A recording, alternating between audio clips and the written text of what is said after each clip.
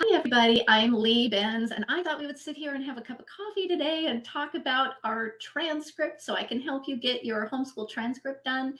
And this class that I'm going to be teaching for the next hour or so is going to help you whether your child is far behind in school or far ahead in school or has failed some classes or has skipped some grades or needs to graduate early, or maybe you're unschooling or using delight directed learning, or you love to go down little rabbit holes, right? All of those things make a transcript a little more challenging to put together, and I want to explain it all today. So my name is Lee Benz, and I'm so glad that you're here. Let's start by getting to know each other a little bit. Why don't you share your name and where you're from and what your kids do for fun? Okay, I will go first. I live in Seattle, Washington. When I was homeschooling high school, my children loved chess, which is kind of weird and nerdy, and economics, which possibly might be a little more nerdy, actually. Now, during this class, I have a workbook. It looks like this. You'll see that on your screen. And it's a fill in the blank workbook, and it's really intended to help you use this as a keepsake so you can hang on to it for later dates as you're making your transcript, whether that's tonight or, I don't know, 5 years from now. Hi, Jessica in New Hampshire. It's good to see you. Oh, your daughter is involved in Teen Pack. Yes, we did youth in government, YMCA youth in government. That was all that was available in our area. Hi, Lisa, also in Washington State, my neighbor, loves musical theater. Very interesting. Oh, and Alex, one of our moderators, when she was homeschooling high school, she loved ballet and danced for hours and hours every week for 5 years. Wow, that's exciting. Yeah, everybody has their little things that they love to do. So make sure that you have your workbook ready to go. And if you're just joining us, we have about one more minute until we get started. And so I thought we would just all share, what our children do for fun. And welcome Ingrid in Arizona, and Bridget in Florida, Carolyn in Pennsylvania, and Rhonda in Texas. Very good. And Angela in Indiana. Well, listen, if you've already printed your workbook, I encourage you to free up the Wi-Fi in your house by turning off your phone, closing other tabs on your browser, turning off the TV. Anything that's taking Wi-Fi will make this class harder for you to watch. So if you could just turn down the Wi-Fi every other place. Hi, T in Colorado. Hi, Angela. Hi, Laura in Virginia. All right, I have a gift to say thank you for coming. And this gift is an ebook called How to Put Fabulous Fun on Your Homeschool Transcript and Convert Natural Learning into High School Credit. I know that there's a lot of unschoolers, delight directed learning, people that will have at least a couple of classes that their children do for fun. And this book is really going to help you an awful lot. Hi, Amy and Shelly and Emily. So make sure that you grab the book. The easiest way I find is just to write down this tiny URL in your workbook. And it's tinyurl.com/fabulousfun. And then after class, all you have to do is type that URL into the browser and you'll be able to download that book after class. Okay, I hope you have your workbook because I now have top of the hour, so I need to get started. But I wanted to say hi, everybody, one more time. So let's talk about creating transcripts for your unique child. My name is Lee Benz, if we haven't met before. And I know for a fact that all children are unique, but it does seem like some kids are more unique than other kids, right? But no matter what your children are like, you can make them look fantastic on your homeschool transcript. And today I want to show you how to do that. I want you to know that this is the right place if you have a high schooler or you will have a high schooler and you know you need a transcript, you think you need a transcript, or somebody mentioned transcripts at some point in time.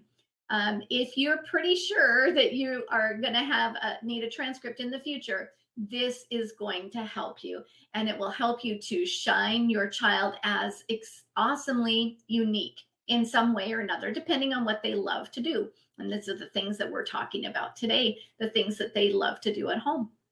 Please stay for the end of the workshop. I'm going to be giving an offer for the total transcript solution, which can really make the job fast and easy for you. And when I do make that offer, I'm going to be giving some fantastic bonuses.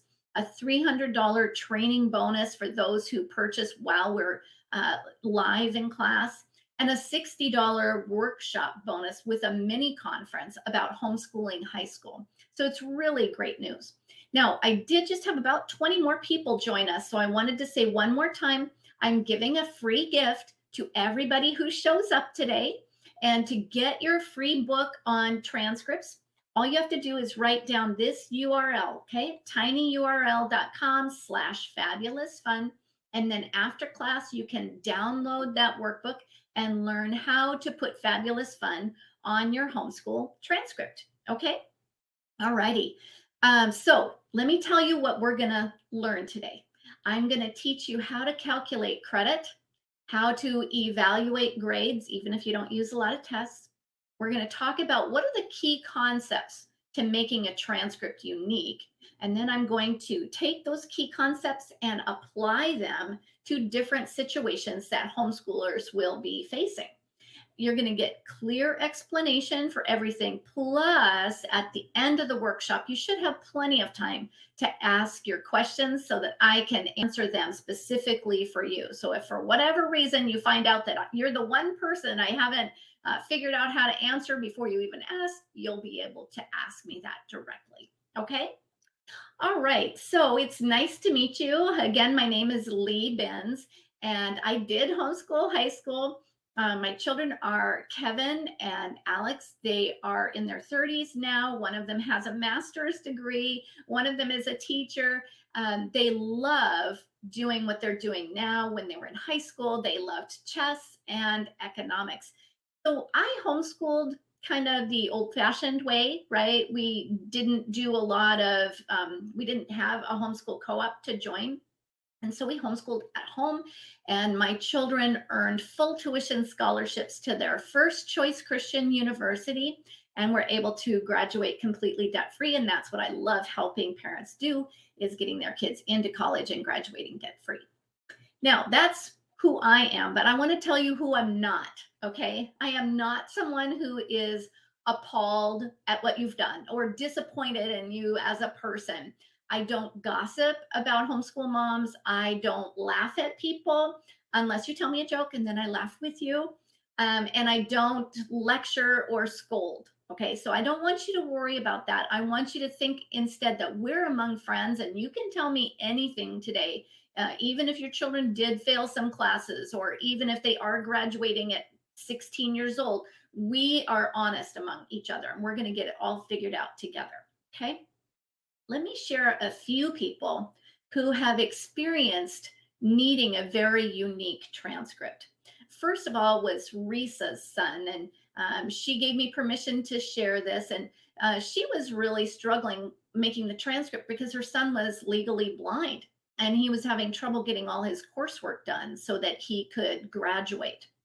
And Mary had 3 children in her home that she was homeschooling, but each one of them was completely different. One wanted to be a stunt actor, one wanted to major in criminal justice, and one just wanted to play her flute professionally. Now, Kimberly wanted me to share her story with you, but it was such a unique story. She just didn't want me to share her private details, like where she was from, her first name or whatever. But she said she wanted to be an anonymous mother and was explaining how she was facing serious learning needs with her child. And so she came to me with hope for that special situation. And Dana was homeschooling a ballet dancer. She thought she had everything all prepared, but then she found out she wasn't prepared because she needed additional documentation for applications and admission essays and course descriptions, because she was trying to get her daughter into a competitive college for ballet rather than into a dancing school for ballet. So she was a little surprised. So different people have faced unique situations, just like you're facing a unique situation as well. All right, let's get started and talk about transcript basics. This is where I want to go over grades and credits. Now, normally when I teach classes on transcripts, I'll spend a whole hour talking about just grades and credits. And I don't have time to do that because I want to help you with the harder stuff right now. So I want you to just trust me on this information because I'm not going to explain the why. I'm just going to explain the truth. Okay. Here we go. We're going to talk about calculating credit value. Let me explain what makes a credit. Again, just trust me on this, but a whole credit is usually 1.0 in most states, except for Indiana, where it's a 2.0. One credit means it's about 120 to 180 hours of work. Or it can mean 1 hour of work per day most of the school year.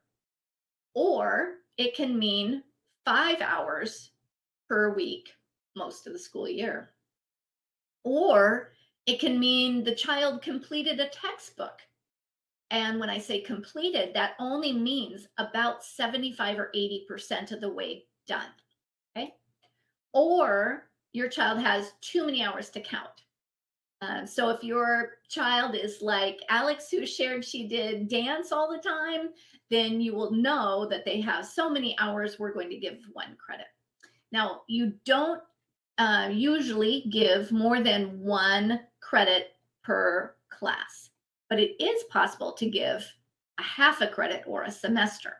So if you wanted to calculate a semester, a half a credit means 60 to 75 hours of work. That is a half a credit. Or your child worked for half an hour a day most of the school year. Or your child worked for 2 hours per week most of the school year. Or your child worked for 5 hours a week for half of the school year. Or they completed a textbook, but this textbook said semester on it. And you finished 75 or 80% of the way done. Now, let me explain how a half a credit worked in my home. I set aside a bunch of apologetic books for my children to read on a bookshelf. Every Friday, they read for 2 hours from these books on the bookshelf, and I gave them a half a credit for apologetics at the end of the year. They also had a health textbook. We used Total Health, and Total Health said that it's a semester health credit. Okay.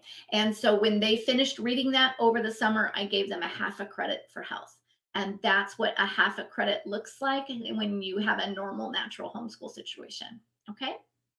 All right. Now let's talk about grades. Again, I just want you to trust me on this. I have an hour-long class on why this is all true.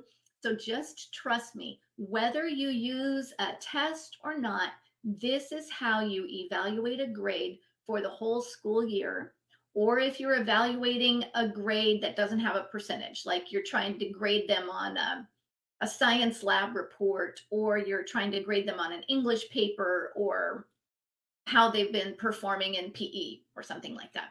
Okay, so here's what a grade of A means. A grade of A or 4.0 means mastery, but it does not mean perfection.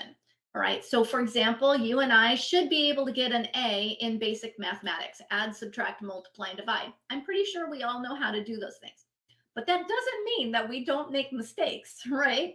So it's not about perfection. An A means they have met your high expectations. You know you have high expectations if other people have called you a mean mom, okay? It means they have high standardized test scores. So if they always get in the 80th or 90th percentile in English, they should really be getting an A in English. Or it means the child loves the subject, the way that my son loved economics. Or the parent is not annoyed. Okay, so like they pretty much have done what you told them to do. There was not a lot of sass or eye rolling. Everything's okay. All right. That's how you know it's an A. You know it's a B or 3.0 when they did pretty good, but you're absolutely certain that it's not worth an A.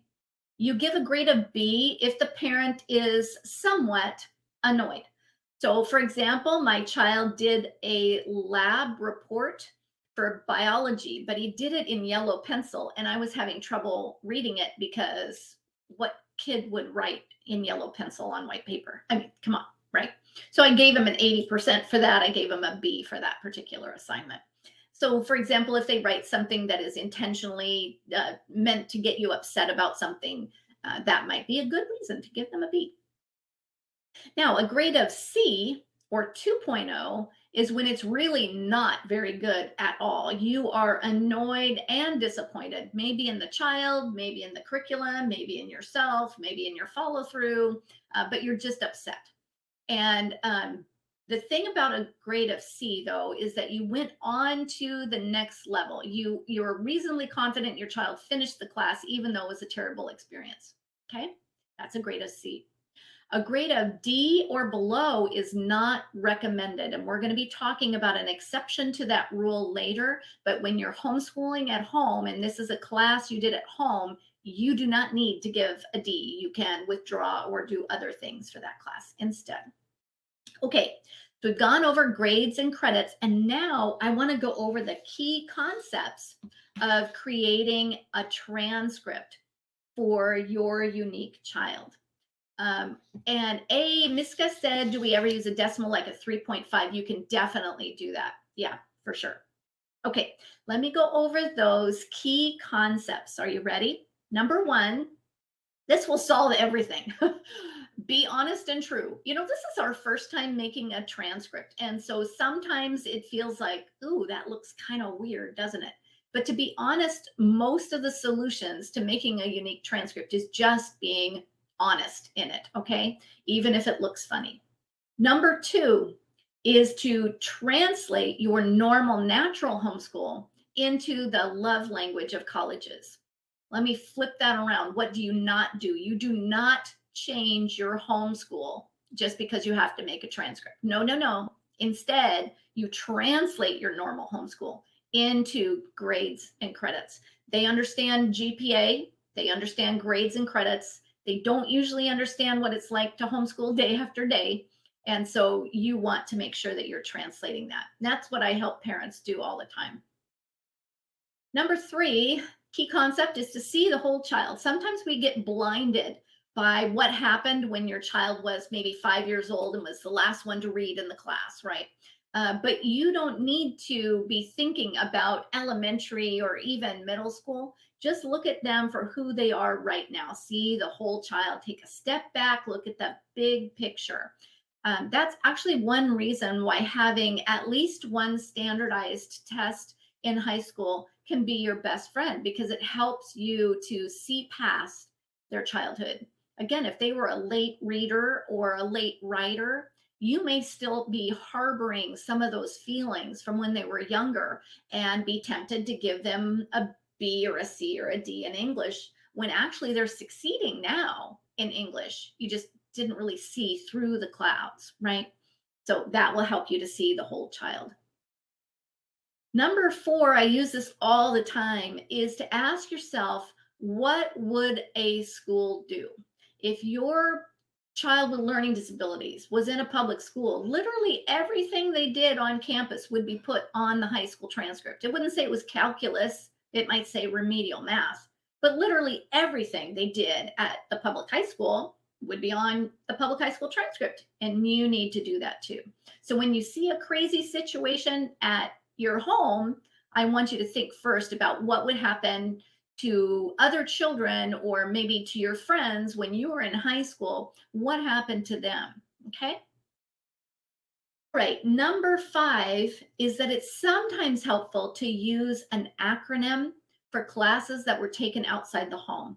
This is especially true if it is dual enrollment or a class that was taken through a school, like your public or private high school. You took, I don't know, band or a PE class or something like calculus, right? Something like that. Using an acronym in those situations is extremely helpful. Key concept number 6 is that you should never do double dipping. It is disgusting with guacamole, but it is equally disgusting on a high school transcript. No double dipping means that this 1 hour of work can only be used for one class. You can't say that musical theater is a credit in music and a credit in theater. You have to choose one. Okay. What double dipping is not is when you put a class on your transcript and also your activity list. That is perfectly acceptable. Let me explain what that was like in my life. I went to public school, right? And I was a member of the Bellevue High School choir. And so on my public school transcript, my transcript said choir, choir, choir, choir, choir, 4 credits of choir over the 4 years of high school. And on my activity list, it said I was a member of the Bellevue High School choir for 4 years. And I had friends that would do choir and band and orchestra every year. They would get 3 credits of fine art every single year of high school. That's 12 overall, right? And that's okay too. But you don't want to double dip with your credits, okay? And finally, there are some challenges that are so unique in your transcript. You might want to use a cover letter to cover any problems that come up, okay? So if your child failed some classes at public schools, started homeschooling, you could explain that. Now, the key thing with using a cover letter is to always make it a positive spin. Okay, so you're always saying it that it's the best possible result, and that's how you explain it in your cover letter. All right, now what I want to do is take these key concepts and apply it to situations that homeschoolers face on a day-to-day basis, and they are challenging, but we can get it figured out together. So the first challenging situation that you might find yourself in is when your child has some really horrible grades. Okay, now if you could do me a favor and just raise your hand if your child has experienced some really horrible grades. Because usually when that happens, mom ends up in tears, and it's really helpful for us all to support one another. I think sometimes people think that my children are super smart and would never have done anything like that. I did have a child who failed one subject and was given the opportunity to repeat it over summer. So you will never know that on my transcript. Okay, yeah, very good. All right, so in order to figure out how to handle this, the first thing you need is a pro tip. Okay, so I want you to write down this pro tip. If your child has failed some classes, you need to ask yourself, does that class, does that school provide a transcript? Because there's a difference between failing a class at home and failing a class at a public school or failing a class at dual enrollment. Okay, so the first thing we have to do is pull that apart and see which experience you are having right now. Okay, so you ask, does the school have a transcript? It does not count if they have a report card or if it's co-op where the teacher just emails you and says, here's your grade. Okay, that's different. This is actually a transcript from a school. Okay. Now, what happens when the school does not give a transcript? Okay, this is a situation where your child is maybe doing a co-op class or a class completely in your home and your control of the transcript entirely. So how do you handle a class failure when there is no official transcript that you have to follow? Well, when that happens, I want you to consider the whole child, okay? You ask yourself, do we even need this class, right? You can decide that your child is just going to retroactively audit the class or drop the class if it's not necessary, or you could completely change it up, throw away the curriculum, start fresh, keep going with a different curriculum entirely. Or you could accommodate for their learning disabilities so that they are able to succeed. So those are different things that you can do if it is not a school that gives a transcript, if it's like a co-op or something you're just teaching at home. But let's talk about what do you do when your child is getting a grade from a school that does give a transcript. Maybe in public high school, your child was getting D's and F's, and all of a sudden they started homeschooling with you and they're being successful. How do you handle that situation? So you need to understand that horrible grades on another transcript from another school are unchangeable. You cannot erase those. I do encourage you to put all classes from all educational experiences on your transcript, but you can't pick and choose which ones you want to keep. You have to keep all of them from this other transcript or none of them at all from that transcript from, say, public school. You do have the option of replacing that grade by teaching it again at home. So you can modify the curriculum, you can give that class again. Let's say they failed geometry at public school. You can teach geometry again at home. But you would want to create course descriptions in that scenario so that you can prove that they did the class over again. You used a different curriculum and they were effective in the end. Sometimes people will use AP classes or CLEP tests, CLEP, CLEP tests, to prove that the child has been successful in that class that they were replacing. It also might be an interesting time for you to explain the situation in a cover letter.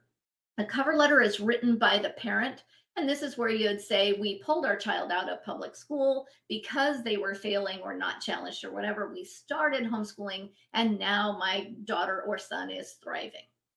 Another way that you can explain the situation is through a college application essay, and that's done by the student, where the student says, I really hated public high school. I was failing all the time because I was bullied or didn't want to show up to class or whatever the reason was. And I started homeschooling. I begged my parents to homeschool and became very successful. And now I want to, be successful moving forward doing this other thing.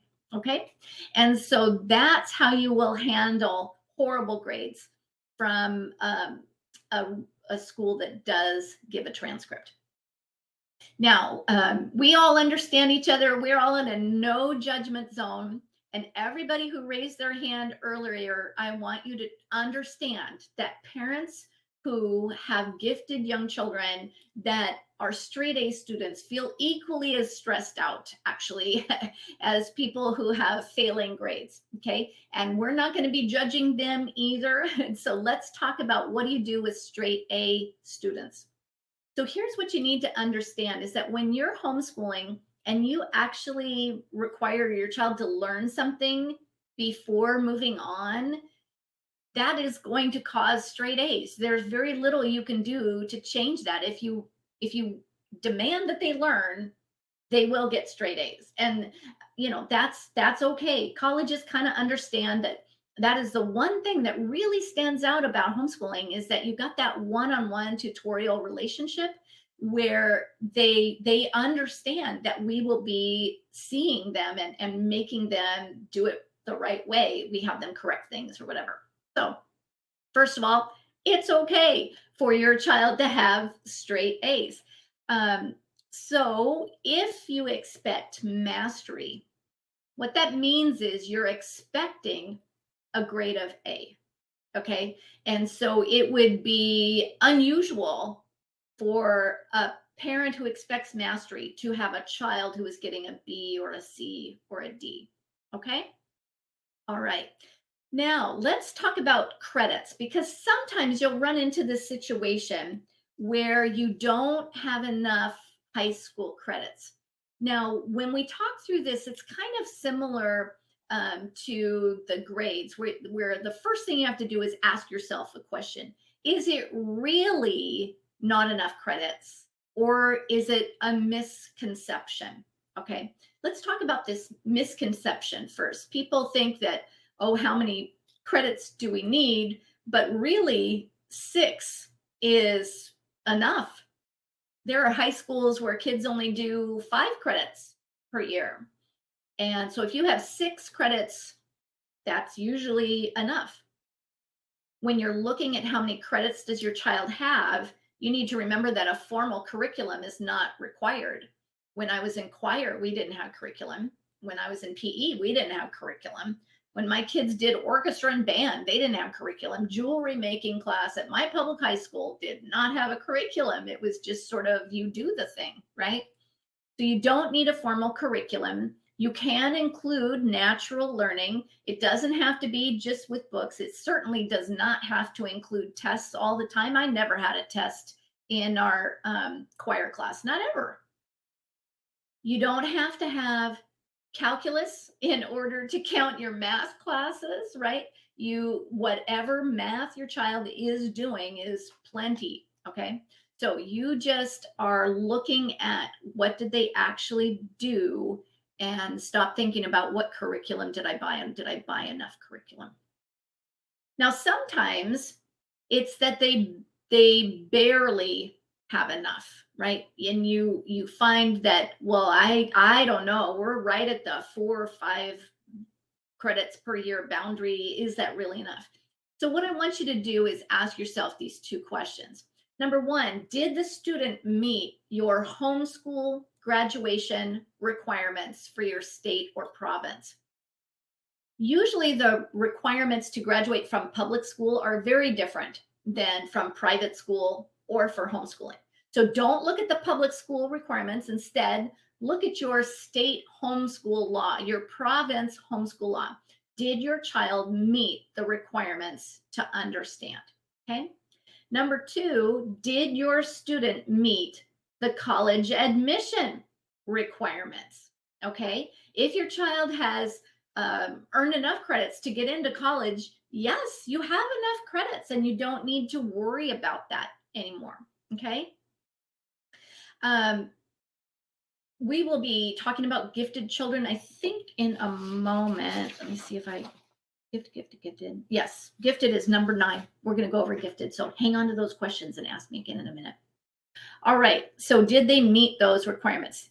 Now, we've talked about a misconception, barely enough, but there are times when you really, truly do not have enough credits on your transcript. And you're pretty sure you should not be graduating them. So when that happens, you want to first evaluate the reason and then make some adjustments. This is one of the reasons why making your transcript every year of high school is extremely important, so that you can identify that reason quickly and adjust make adjustments to it quickly before they get behind, before you have to delay graduation.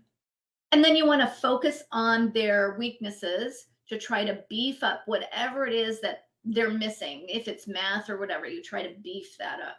Now, you can take an additional year of school, and you can decide that they have 5 years of school. Or if they're really not capable or cooperative enough to do the job of high school, you can graduate them without being college ready. So let me give you a quick pro tip. If they truly do not have enough credits, consider taking a super senior 5th year of high school. Okay. And that's one way to give them the time they need to get enough credits in order to graduate. Now, on the flip side, sometimes you'll have too many credits. It is normal in a public high school for a kid to graduate with 20 to 24 credits, 20 to 24 classes in the 4 years of high school.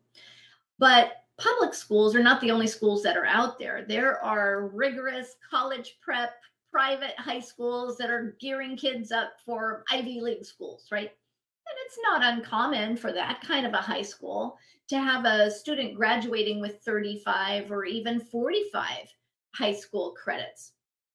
You do need to remember that having multiple credits in a certain subject area is completely fine. I remember my friends in public high school that did band, choir, and orchestra every year. I had friends that would do a literature class and a journalism class in the same year of high school, and they're both English credits. So it is possible to have multiple credits. You can't, pro tip, right? You can actually deal with too many credits if you do have that problem. Let's say you're getting up over 45 credits. Option 1 is to remove some of the electives, not the ones that are required by your state law, but the true electives that your child does for fun. You could remove some semester classes if they are not necessary, or you could take things that were classes that were also on the activity list and just move them entirely over there. So if I had, my children took piano all the time and loved it. But if I had run into a situation where I had too many credits, I would have left piano off my transcript and had them just put that in the activity list instead. All right, now let's talk about whether something should go on the transcript or on the activity list. And I think the key thing you need to understand there is that it can actually be both, right? You can have both the class on the transcript and, say, piano or choir on the activity list. Remember that not all activities are subjects on the transcript, but some of them are. And so let me give you a pro tip for this situation. Okay.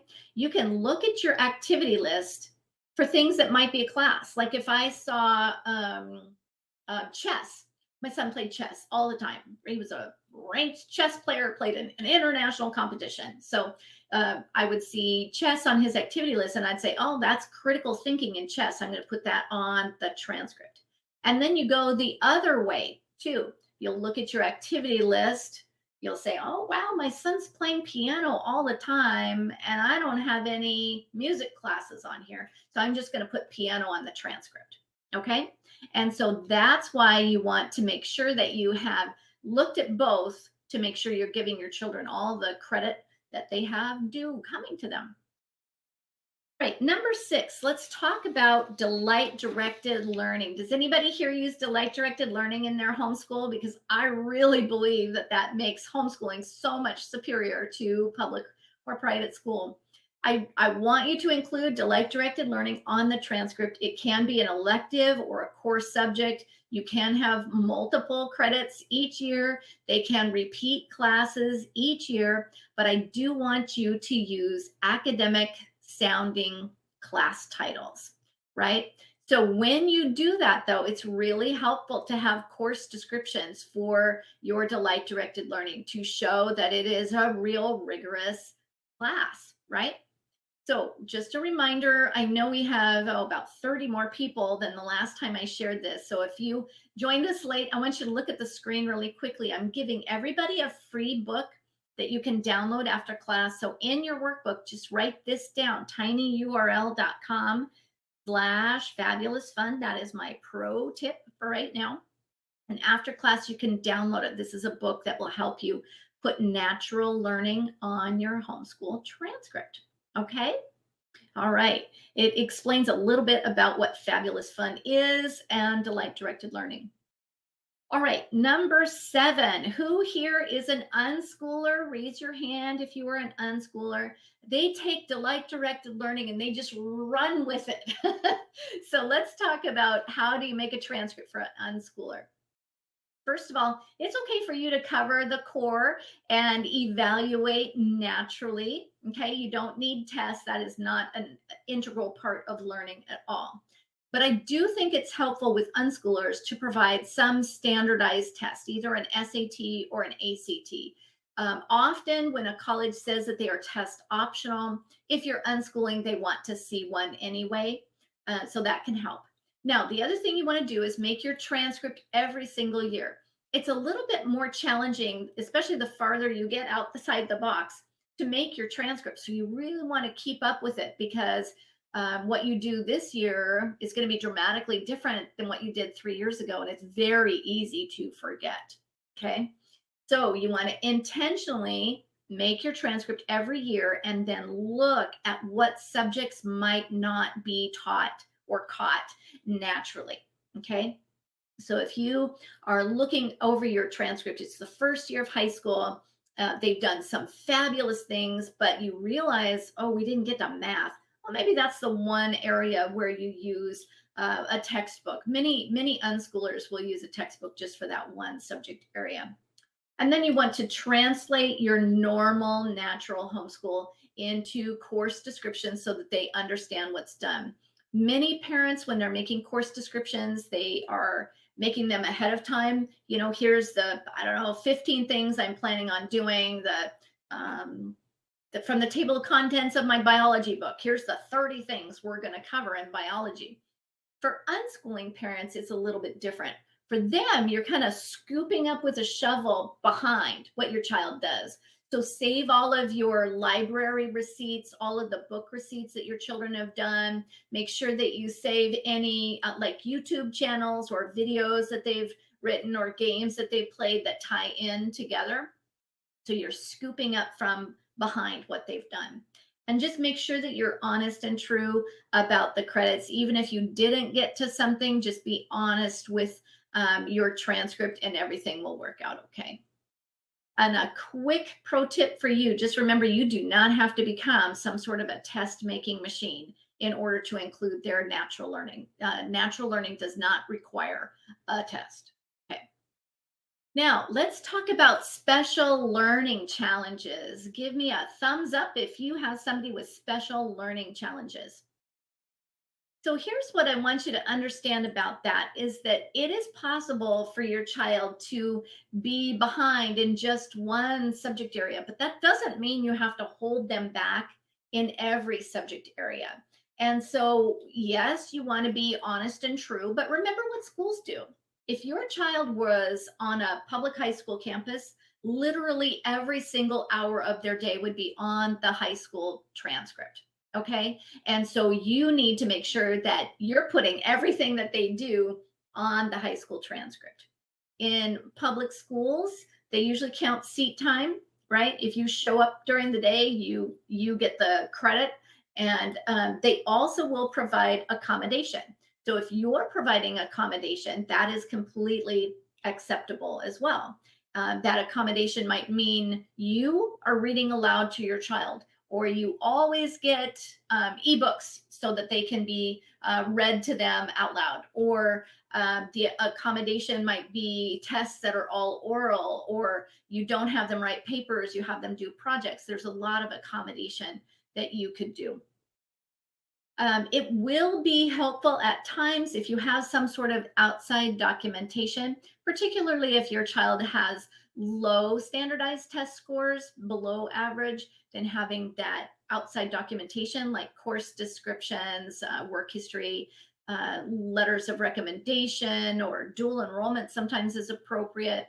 Those kinds of things can compensate for lower test scores, okay? All right, now one big pro tip for you guys is that make sure you're separating out, pull apart their struggling area because of their learning disability and all of the other areas in school. So let's use English as an example. If your child has severe dyslexia, you do have to address that. You spend maybe an hour a day, 2 at the most, 2 hours at the most, having them face to face with their weak area. Okay. Now I want you to imagine in your mind what would happen if you personally were facing your weak area for 8 hours a day. You would quit your job. I mean, that would be a horrible situation. And you don't want to do that to your children either. So when your child has dyslexia and you're focusing on it for 1 or 2 hours a day, the rest of the time you're homeschooling, you keep English out of it, right? You're reading aloud to them, you're having them give oral responses, they're doing anything other than learning science through English or learning their math through English, right? You're trying to separate that out as much as possible. Okay, now is talking about gifted and advanced students. I know a lot of people had questions about that earlier, okay? With gifted and advanced students, they are also, sometimes the parent will forget to cover the core classes as well. So even if they're really super advanced in, say, math, you want to make sure that you get English every year. With gifted and advanced children, You want to capture their delight directed learning. That can be challenging. I know my son loved economics and studied economics every single year. I had no idea what economics was. I was pretty surprised that there was a thing called microeconomics and macroeconomics. It's just like my head exploded. So you want to make sure you capture their delight directed learning. And then use a cover letter to explain any unusual circumstances. With gifted children, sometimes it's helpful to have them take AP classes or AP tests or CLEP tests as well. In our family, we used a lot of CLEP tests to demonstrate how gifted my children were. And when they had a CLEP test in microbiology and microeconomics and macroeconomics, that really helped me when I was making my transcript as well. Now, with gifted children, you have unlimited class options. When kids are in public school, they're limited by, will a teacher teach the class? Does a teacher want to teach the class? But here, homeschooling, we're not limited by that. We can literally teach any class that the child is interested in. Now, if you are facing a gifted or advanced child, I want you to look for early high school credits. And what that means is they've done something high school level that should earn high school credit, and they've earned that before they actually got to be high school age. So let me give you this pro tip. The early high school credits are usually reserved for only math, algebra 1 and higher, science, high school biology or more difficult, and foreign language when the child is using a high school foreign language program. Okay, all righty. Now, we've kind of been through what happens if they're behind and what happens if they're ahead, but I want to speak for a moment for everybody who's right smack dab in the middle, okay, those average learners. And the thing that you need to understand is that your child will look fantastic on a high school transcript. You're going to be able to put on their high school transcript all of their successes, but you don't necessarily include their failures. It is not a place to say, eye rolling, she gets an A, and sass, he gets a B. It doesn't work like that at all. So you're including just their successes. You put the good news on the transcript. You never compare your child to what others are doing. Everybody is unique, and your child was made exactly the way that they were made for some reason, and they're going to figure that out on their adulthood. So I want you to focus on your own child, not worry about what your friend is doing, and focus instead on what your child is doing well. Okay. Now, here is my pro tip for the average student. Okay. I promise you, your child will look great in black and white on the transcript.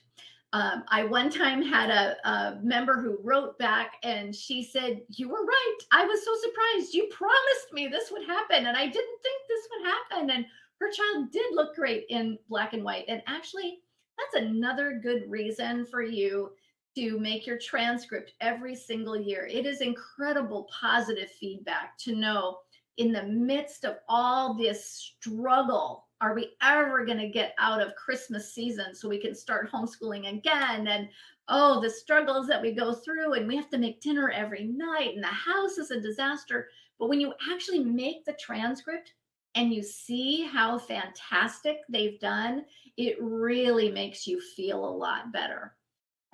Okay, so just remember, the bell-shaped curve is totally fine. All right. Now, let's talk about classes outside the home. Now, sometimes those classes are co-op classes. And remember, a co-op class is not a school that gives you a transcript, okay? It's the parent who makes the grade. It's the parent who makes the transcript.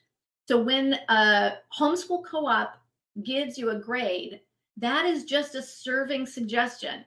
And you can modify that serving suggestion the same way you would modify a recipe.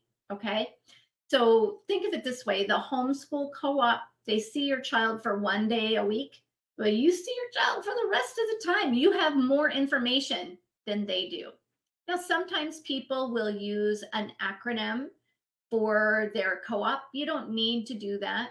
On a course description, you might want to include the name of the co-op or the teacher's name, but you don't need to put that on the transcript at all. I think it's cleaner and easier if you don't mention it on the transcript, but you only mention co-op on course descriptions.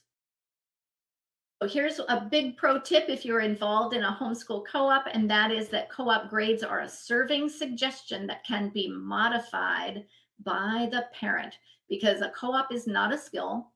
I'm sorry, not a school.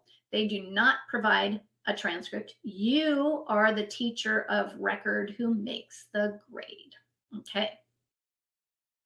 Now, other times you will be taking classes outside the home from a school, a part-time school. Maybe they took one class at public school, or maybe it's a full-time school like dual enrollment that you're accessing as a homeschool parent, and then you're putting that dual enrollment on the transcript. When that happens, here's what you do.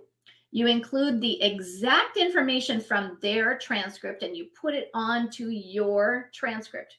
You use the exact same class title, exact same class title. You use the exact same grade that they gave. You cannot change those grades when it's a transcript. You use the exact same class credit that they gave. And then you might want to explain the situation in a cover letter, right? We chose to include, I don't know, 3 classes of public high school so that they could whatever do this and that. And the other thing, and our transcript includes classes that we did at home. And Julie, having a course description for each class will be helpful for college-bound children especially, but I can make that really easy for you. Okay, now here's what you need to understand. The big pro tip for this is that colleges will require high school transcripts from all schools. So if your child has just one pottery class at the public high school, you still have to send that transcript from the public high school to the university where they are applying. And if your child has done dual enrollment, whether it's online or in person at a college, community college, all of that transcript has to be sent directly to the university while you're applying. You don't actually touch it. It gets sent from university to university or high school to university. And it's not about trusting you at all. They're seeing it from school to school. And that's why you have to choose the exact class title and the exact grade so that they know that you're an honest person and will then assume that everything else on your transcript is also honest. Okay. You don't want to be dishonest and say, let's just pretend we didn't go to that school, right? Because if they find out you did, then they might withhold your scholarships or even withhold your admission. Okay. All right, now let's talk about dual enrollment, which is one of the most common kinds of classes that students will take outside the home. Dual enrollment or college classes, it means that the class gets put in 2 or dual places. That each class that you do in dual enrollment gets put on the community college transcript and it goes on the high school transcript. You're not responsible for the college transcript. You're only responsible for the high school transcript. So the easiest way to do that is by using an acronym. So my children went to Highline Community College. Terrible experience. But the acronym that we used was HCC. And then you use the exact class number. So it would be like Art 100, Art Survey would be the class title. And so we would use that. And then you give the exact grade. So on my transcript, it might say something like in the class title spot, HCC Art 100 Art Survey. And the grade would be exactly the same, 3.7. All right, now what you're going to need is this little formula though, because if your child is doing dual enrollment, you need to understand that high school credits are very different from college credits. All right, they're measured differently. So here's the formula. One whole college class is equal to one whole high school class. So even if the college class says this is a 5 credit college class, you give them one high school credit. Okay. All right. Now, the next really unusual situation that might happen is when your child is facing a major medical or emotional problem. Now, here's the most important thing: safety first, all the time. Health and safety are so much more important than schoolwork or even graduating from high school. So, when you're facing a situation like this, don't indulge in wishful thinking. Don't just say, oh, I know she's going to get better and go back to calculus after her brain surgery. This is wishful thinking. It is probably not going to happen, at least not in the short term. Remember too that when you're in public high school, some of those classes are really, really easy and others are hard. It's okay for your child to take really easy classes when they're facing major issues. Next is to make sure that you're getting counseling for your child while you can, because when they're adults, you can no longer force them to get the counseling that they need for whatever is going on. If your child has been in public school, public high school, consider a time of deschooling, because that will allow them to decompress after the challenges that they've been facing. So if they have been experiencing bullying or violence or fear or discrimination in a public high school, taking time to not do school at all and deschooling can really help them to recover. Just remember just to be honest and true with their grades. Once you're honest and true, you can still get admission into colleges. Your child can still do what they want. You just want to be honest and true with everything. And my pro tip for this one is that safety first is the critical consideration in any physical or emotional health crisis. And the reason for that is crystal clear for those of us who have been through things like this. You are not going to care what they got in math if they're not alive. Okay. You have to take care of their safety first. School is a distant second. Okay. All right. I'm going to skip the transcripts and process for right now because we're running out of time. And I'm just going to mention that you want to always be prepared with your homeschool transcript, because at some point your child is going to make their own adult educational choices. And I have met homeschoolers who just have decided they're not going to make a transcript because they're determined their child is going to work for them when they graduate from high school or some other sort of thing. They're going to get married and have children instead of do whatever. The difficulty with that is that your children grow up and you are still the school of record. And so as the homeschool, just like any other high school, you need to be prepared with a transcript, a diploma if they earned a diploma, and course descriptions if they might ever be college bound. The problem is you don't know who's going to be college bound when they're in high school, and they can surprise you later on. So the pro tip for this one is that adults change jobs all the time. I've known plenty of homeschool parents who have graduated all of their children and decided that they're going to go back to college and be a nurse or be a teacher or be an occupational therapist. I can't even begin to tell you how many choices there are after you're done homeschooling. And the high school that you went to has to provide those high school records. And so if your child does that in 30 years, decides to go into, I don't know, education, they're still going to come back and ask for that high school transcript. And you want to be ready for that. If they don't have a high school transcript, they may be asked to take the GED, which would be a super hard test to take. All right, so let's talk about why make a transcript. It's because you want to avoid the cookie cutter kids that all look the same. Instead, you want your child to stand out and look better than the average bear. Okay. So the reasons to make a transcript is because it will perfectly reflect your student. It will demonstrate their unique gifts. It will include their delight directed learning. That's so important. It will emphasize successes, but not failures. And it will provide the numbers that colleges need. Your homeschool transcript is completely unique and should be completely unique, just like the parents that we talked about earlier. You remember Reese's son who was struggling during senior year, primarily because of his blindness. Well, her customized transcript helped him get into a big name public university without any problem. And do you remember Mary, who had the three very, very different children? Well, her son right now is a stunt actor. Her other daughter is working in criminal justice, and the other is a flautist playing her flute professionally. She was able to capitalize on their strengths and passions and prepare a very unique and beautiful homeschool transcript for each one of her children.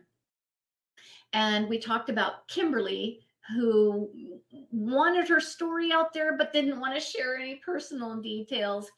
She found the hope that she needed. She made decisions about graduating her child after a super senior 5-year plan, and she was very thankful for each tip that she learned in the total transcript solution. And remember Dana, who had the dancer. She thought she was prepared because her child was going to go to a fine arts school and a school of ballet. But then she found out they wanted to go to the public university and into the ballet school at that university. So Dana was able to get the information that she needed to present to colleges quickly. And she had to pull her course descriptions up at the last minute, which can be really stressful. It's a lot easier to make course descriptions when you're only making 6 or 7 of them at the time. So, what are your transcript options? The first is software. I will be honest with you, I bought software when I had to make a transcript, and I found out that that is not the problem. The problem with software is brainware. The software will give you a place to type. What you really need is somebody to explain to you, what are you typing? Okay, that's the big difference. The second option is alternative education. That can really put your homeschool in a straitjacket and limit their educational choices. The third option is accreditation. I've known plenty of parents that are so afraid of a one-page transcript that they sign up for an accredited program.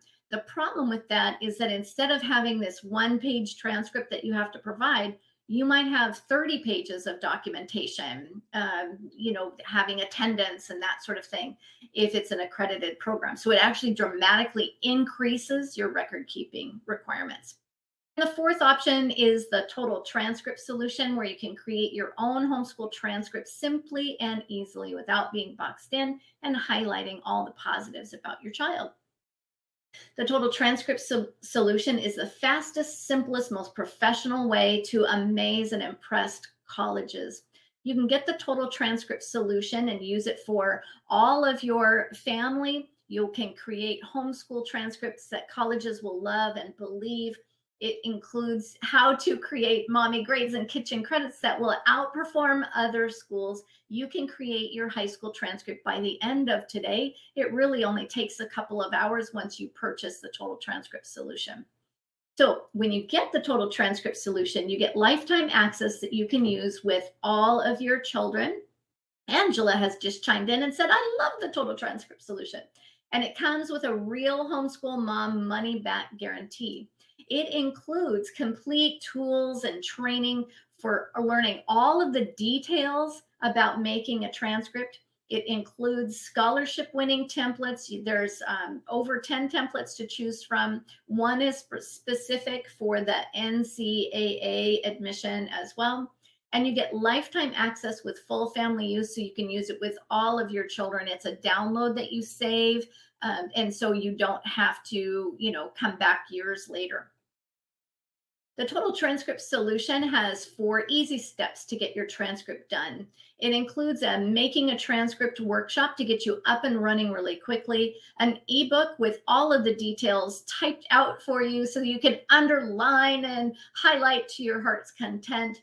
It includes the transcript template collection so that you can choose the transcript template that's best for you. The one that gets the biggest scholarships is the first one on the list there. And step 4 is you'll be invited to join our private Facebook group where you can get your questions answered and get feedback. The total transcript solution has 5 big benefits. Okay. Number 1, you can use your teenager who's just laying on the couch anyway, and they can help you make it. It can perfectly present your homeschool, accurately describe your child, save you money and hassles over the other options, and impress colleges so that they will give you scholarships. Now, we always have great bonuses that come with every purchase. So, if you have purchased this total transcript solution, you will get the total high school testing pack that explains SAT, ACT, AP, and more, and the high school resource pack, and a savings pack to help you save money while you're homeschooling to hopefully defray the cost of the total transcript solution. But you'll also get the continuing education pack. And what that means is you get free trial membership to my Silver Training Club. It's free for 30 days, and then it's $27 a month, but you can cancel that at any time. It's an easy one-click cancel, or you can email us at my email address, and then you'll be able to stop that recurring payment. Now, we also have a surprise bonus. And this is for even people who are listening to this on a recording during the week. Okay, you couldn't come to class live. You will also get the bonus number 1 is the emergency transcript help. I've noticed that sometimes parents really need their transcript by the end of the weekend, right? This is for them. Bonus number 2 is the keys to high school success, and it explains the very beginning of how do you even start homeschooling. 3 and 4 are getting the big scholarships and finding a college. And those are really intended to help you understand how do you get big scholarships so that your child can graduate debt free. Here's the key about those 2 classes. You really, really want to take them before your child is in 11th grade, because 11th grade is when all of those ideas come into play. And the more you can implement those ideas, the more likely you are to be able to graduate college debt free. Now, I do have a fast mover bonus that's super special. If you will order the total transcript solution and 1 additional item, then you will get this 20 class bundle. So if you look at your clock really quickly and just write that down on your workbook, at the top of the hour, you have that long to figure out if you want to make your purchase today. And if you do decide to make a purchase of $60 or more today before the top of the hour, then we will throw in all 20 of these classes.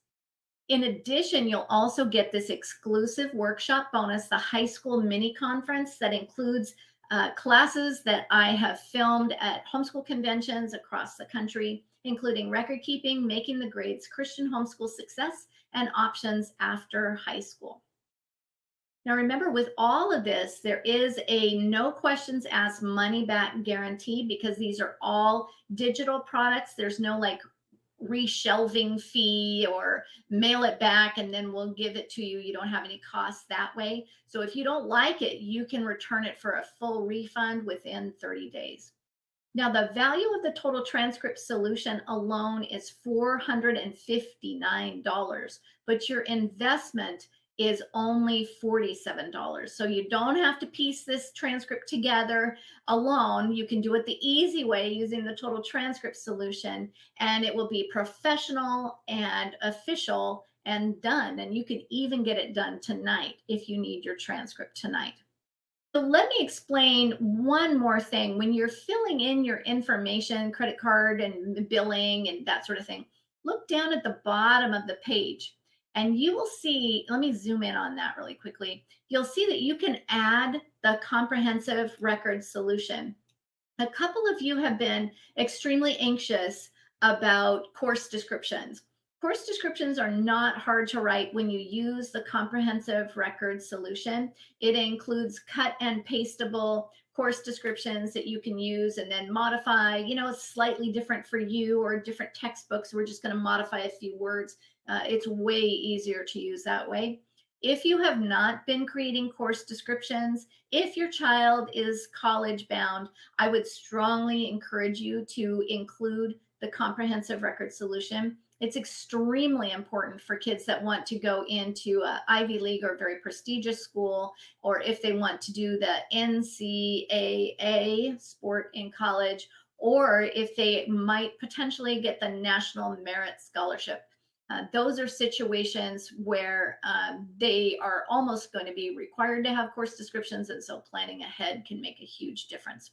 So when you add the comprehensive record solution, instead of $147, it's only $67. So it saves you a significant chunk of change. We also have more help for college-bound students. So after you've made your purchase, if your child is college-bound, you can add the applying for college module for only $67, and that is also $20 off the regular price, and it will help your student to stand out in the college admission process. It helps you to plan senior year, gives you more information on records, how to complete college applications, how do you track, how do you decide which one is the better deal, okay? So the total transcript solution includes the everyday value bonuses that will be available to you even if you're listening on a recording 5 days after the fact. If you make your purchase, you'll get the Silver Training Club for free for 30 days, but you can cancel that at any time. Then you'll also get the 4 surprise bonus classes and the 4 workshop bonus, the high school mini conference. And you'll also get that fast mover bonus as long as you make your purchase by the top of the hour. Okay.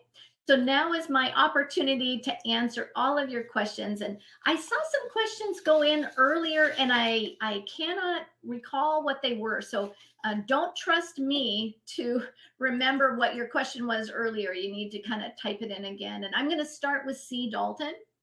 What is the best way to record unit studies that include math, English, science, etc.? Okay. So the best way is to use the strategy that is described in the ebook that I gave you, the Fabulous Fun. You remember, you write down this URL, tinyurl.com/fabulousfun. And that book will talk you through how to record unit studies. But basically, you consider each unit study as if it was Boy Scout badges. This is how Boy Scouts get all this credit, okay?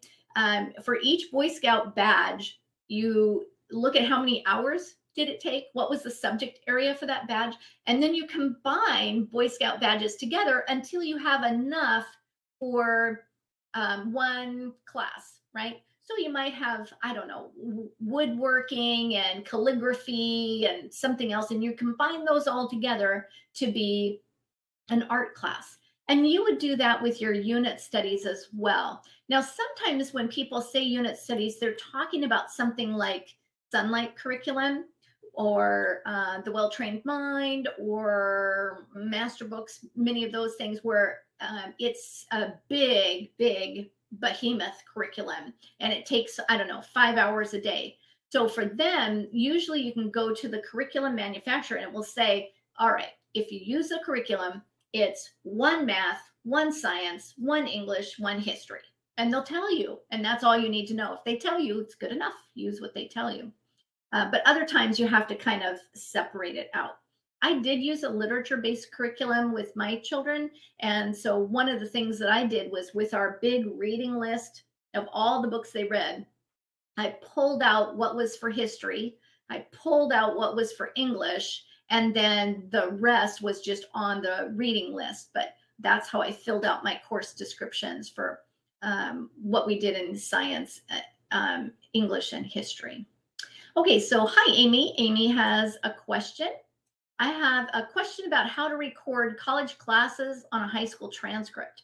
How do you translate a 3-credit college course in terms of high school credits? Okay, that's a good question. And I'll tell you, every high school across the country does it completely different. Um, Almost every high school that I've ever researched, when it's a 4, 5, or 6 credit college class, they all give one whole high school credit. Okay. Um, for some public private high schools, when you're doing dual enrollment, if you have a 1 or 2 credit college class, they might give a half a credit. The problem is the 3 credit college classes. It's like half of you go this way and half of you go that way. I would just encourage you to do what you wanted to do, right? You just decide, well, am I going to call a 3 credit college class? Is it going to be a whole high school credit or a half a high school credit? Just make a decision and stick with it and be consistent for all of the college classes that they took. Okay. All righty. Right. Raquel. Hi, Raquel. Does it matter how long the college class is if one college class is equal to 1 high school credit? Not really. So, like I was saying, that college classes are measured completely different than high school classes. Our seat time for a high school class is about 120 to 180 hours. But that's not the case for a university class or a community college class. Often they finish those classes in 6, 7, or 8 weeks, and you're able to get a whole credit. That's good news. If your child, I don't know, never took a foreign language, they could go to community college and take Spanish, and they might rack up 2 whole credits in a year by doing Spanish at the community college. But it just goes way faster, and I think that's something that parents forget when they're looking at community college. It's probably not a good idea to have your child take a community college class in their weakest area, because it's not like high school where you take a whole year to learn English. They really only do the community college for 6 or 8 weeks, and that's how they earn it. Okay, T has another question about community college courses. Should that be noted as 1 credit on the high school transcript? Yes, that is true, T. A 5 credit community college class is 1 high school credit. It is 5 college credits. You cannot award college credits. We're not a college, but it is 1 high school credit. Okay. Lotus says, so meeting which graduation requirements? What is the minimum there? Because we've lived at 2 different states during the high school years. So really, it's the state that you graduate from that you need to be cognizant of what their homeschool requirements are. Again, you don't look at the public school requirements. If you're concerned in any way, then do put a little disclaimer at the bottom of your transcript. Homeschooling was completed legally within the state of blah, blah, blah. And you can cite your state homeschool law that way. And that can be a really helpful way for you to convey that you did follow your state homeschool law. All right, let me just say thank you to Emily W. for your purchase. Thanks, Emily. I hope it works out great for you. Thank you to Pamela K. Hi, Pamela. I hope this is great for you. And to Carrie N. Carrie, thank you for your purchase today. And Angela F. Angela, I hope this is going to work out fantastic. I can't tell you how many Angelas I've helped over the years. And so I'm hoping that you're going to be super happy with that as well. All right. Let's see. L says, if I include Algebra 2 taken in middle school, what year do I put it under? Excellent question. So when you look at the scholarship winning transcript template, it's the first one on the list of transcript templates you can choose from. You'll notice that it gives you the option of arranging it by year, where it says senior year, junior year, sophomore year, freshman year. And then there's a place up above that that says early high school credits. So you would put it in there. If you are arranging things by subject, here's my math classes, here's my English classes, you don't need to say it was early high school credit. You just put the year that it was completed on. Okay.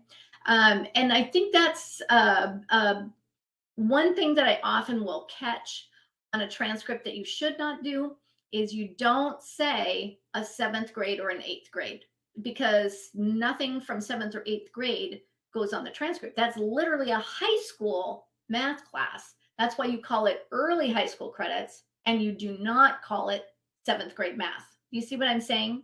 So only high school information goes on the transcript. And if they took Algebra 2 in middle school, you put it on your transcript right into your other math classes without saying anything other than the completion date. Or if you're doing it by year, you would have a section called early high school credits. Steffi, hello, Steffi. Can you give some tips on how to record junior ROTC on the transcript? Yes, actually, I have a blog article on that for Civil Air Patrol. And I'm sorry, I'm going to have to pick on Alex Leckman, my helper today. Hey, Alex, could you track down that blog post and pop it into chat? In the blog post says Civil Air Patrol on the transcript, I think is the title for that. And Steffi is asking for that. So if your child is doing robotics and cyber patriots as well as junior ROTC, the junior ROTC usually more than covers PE. So you don't really have to even count hours if you're doing ROTC for a year. It's going to be 1 credit of PE. But you might find as you look over the number of hours spent on robotics and cyber patriots that then you have additional degrees and you additional credits, and you might call them electives or you might call them sciences. Now, most colleges want to see biology and chemistry if a child is STEM oriented. And I have to say, your child is STEM oriented, right? So you kind of still want to have biology and chemistry, but you could put robotics and cybersecurity on your high school transcript. Okay. All righty. Lotus's question. Hi, Lotus. Is having 4 years of high school curriculum being consistent better than having different materials every year? I love that question so much. You are not married to your curriculum at all. The successful homeschoolers I know will modify based on feedback from the student each year. If they are learning well with, say, Saxon math, then you would continue to use it. But if they're not, if it's not a fit, it is much, much better to completely change to different materials. And so each year you're kind of piecing things together. I confessed earlier that I do have a child who failed a math class, which is ironic since now he has advanced degrees in math, right? And so what happened was it was a curriculum mismatch. The curriculum just literally did not fit my child. And so we chose a different curriculum. He actually chose Saxon of his own free will. I was like this close from saying you're forbidden from using it because I personally would have hated it.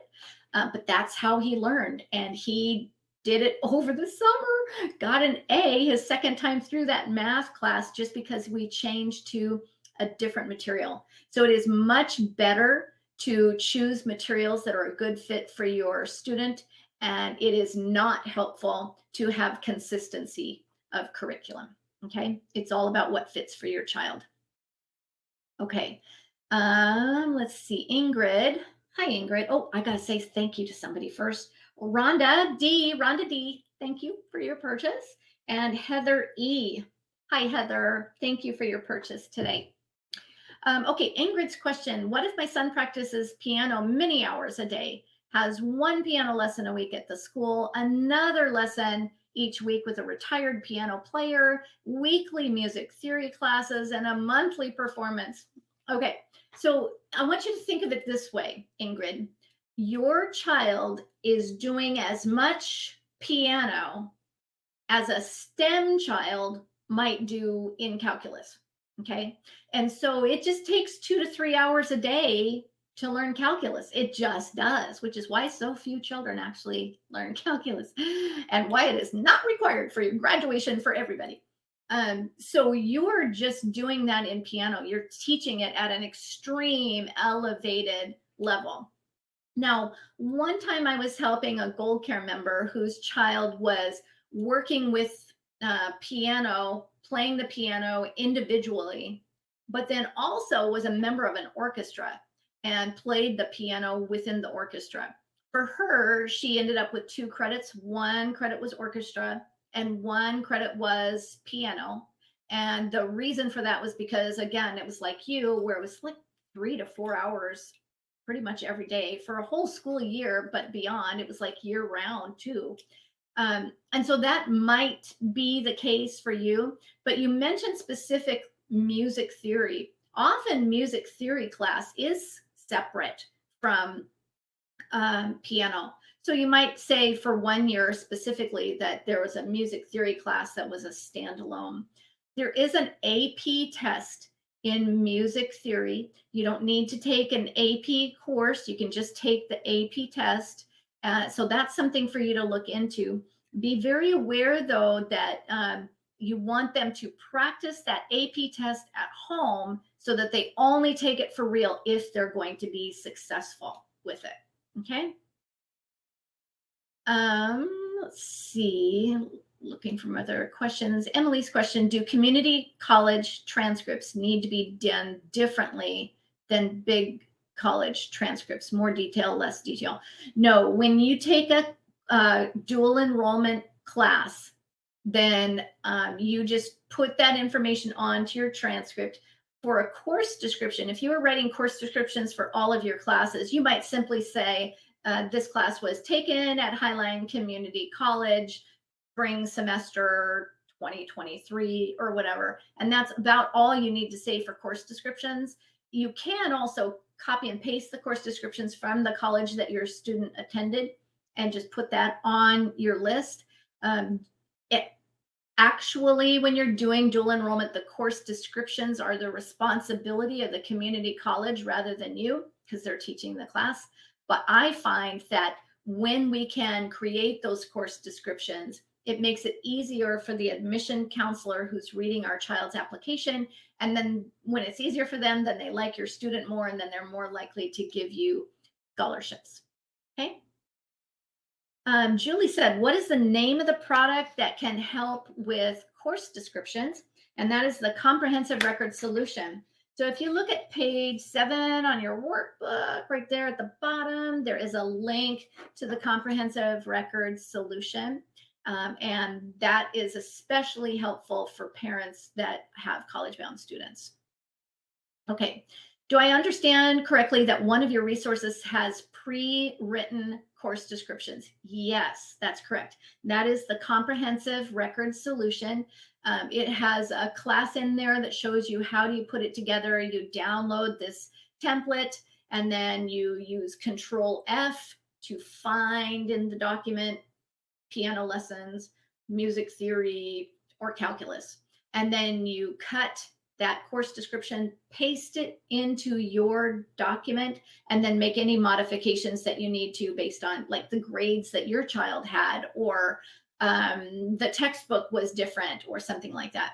Just remember that for most classes, whether it's American history or calculus, they usually have the same content. It's just a different way of teaching it based on the curriculum. So usually those course descriptions will help even if you don't use the exact same curriculum. Julie says, is the format of your transcript template compatible with Google Docs or Sheets? Yes, both. The problem with using Google Docs and Sheets is that sometimes it doesn't allow you to edit the way that you would want to.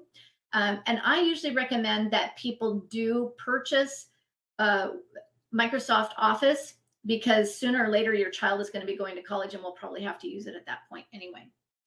I wanted to say thank you to Raquel. Thank you, Raquel O, for your purchase. And Julie L. Julie, thank you for your purchase today as well. Okay. Amy says, if my child gets more credits per year because they're taking dual enrollment, for example, 2 math credits in 1 year, because each semester they took a 4-credit math class. That's exactly what happens. Yes, yes, yes. Then is it wise to let them graduate early this way? Actually, I don't believe so. I did graduate my child early. We've talked about it. My husband, my son, and me. We've talked about it many times before, and we all kind of agree. We wish we would not have graduated him early. There's a multiple reasons for that, but you do not need to graduate your child early. Instead, the longer that you can keep them homeschooling high school, the more classes they'll have, the more grades they will have, the higher GPA they will have. And that all means they're more likely to get huge scholarships. So by graduating them early, they might have an average number of everything. But by waiting until their age mates graduate, this is the kind of person that's going to have, wow, 45 credits, and they're all super intense credits. And look at that SAT score. So it can actually pay off monetarily to keep them in college, right? Okay, let me see. Oh, thank you. Alex gave Steffi that link to military prep in high school. Very good. All right, Brenda said, if a student zips through a textbook independently, is that considered enough for the credit? Yes, literally, that is exactly what I did, Brenda. I did that with health. I just saw them reading it, didn't ever give them a test. I did that with the second time my unnamed son did Algebra 1 after failing it the first time. I had him just zip through this other math book the second time. I did give him the final exam for that second math textbook just so that I could have a grade there that went with that. So yes, that is correct. No matter how fast they read it, no matter whether or not they have any hands-on activities, that is how my son learned virtually all of his economics, by doing it that way. Okay. Lori's question. Let me say really quickly, if you are hesitating about making a purchase today, I'm kind of sad because I don't want you to miss out on this $300 value bonus. We so rarely use this bonus at all.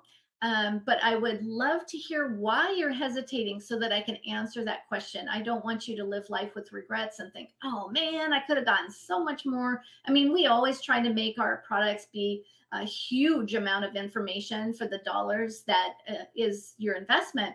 But this is an unusual bonus. So I really encourage you to look at that fast mover bonus and just chime in on chat. Let me know if you are hesitating, and I can answer a question for you.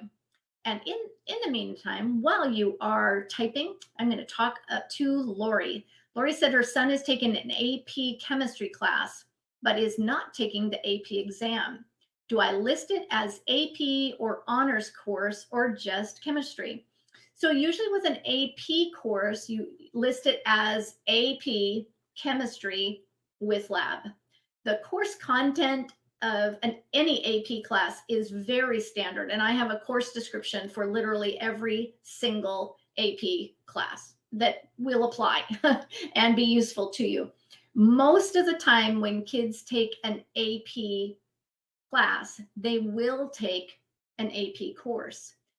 So colleges may be looking at that for you. You have the option of leaving AP off, the class title, and just say it's chemistry with lab, and the class you signed them up for just happened to be AP chemistry. You have the option of calling it an honors course. But the other thing is you might want to use a different test. So instead of using the AP test, you might use CLEP, and CLEP. CLEP tests cover AP chemistry as well. And that might be a great option if the AP test isn't for you. And believe me, I don't judge about AP because one of the weird things about me, I study all the time, homeschooling high school all the time, right? I literally read the test for AP American history and the test for CLEP American history. And I thought, there is no way my child will do well on the AP test. So we're going to take the CLEP test as well. And it worked out fantastic. Okay. Brenda's question. Okay. Yeah. No problem at all. Everything is compatible with Mac. Yes, we have Mac templates that you can download as well. Okay, Brenda's question, how do we gauge a student's interest, whether it works as a credit or an activity? Okay, if their activity is something educational, then I would put it on the transcript, and it will also be on the activity list. And we talked about that earlier in the class about how sometimes things can be both. It can be a class and an activity. Again, when I was in public high school, on my transcript, it said choir, choir, choir, choir 4 times. And on my activity list, it said I was a member of the Bellevue High School Concert Choir. That was on my activity list. And so it's okay for it to be both.